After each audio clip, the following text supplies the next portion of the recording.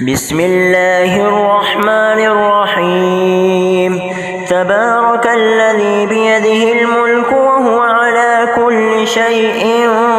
قدير الذي خلق الموت والحياة ليبلوكم أيكم أحسن عملا وهو العزيز الغفور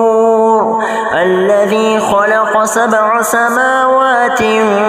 طباقا ما ترى في خلق الرحمن من تفاوت فارجع البصر هل ترى من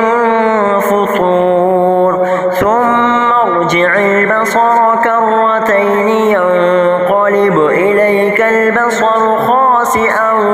وهو حسير ولقد زينا السماء الدنيا بمصابيح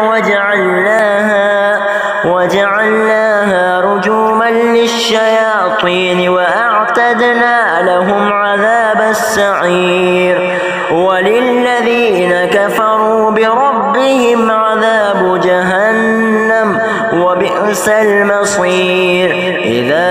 ألقوا فيها سمعوا لها شهيقا وهي تفور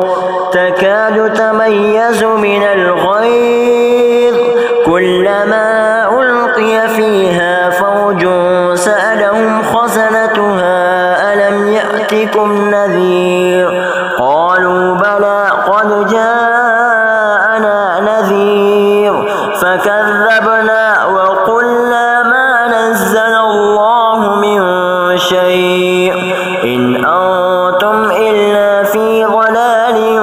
كبير وقالوا لو كنا نسمع أو نعقل ما كنا في أصحاب السعير فاعترفوا بذنبهم فسحقا لأصحاب السعير إن الذين يخشون ربهم بالغيب لهم مغفرة وأجر كبير وأسر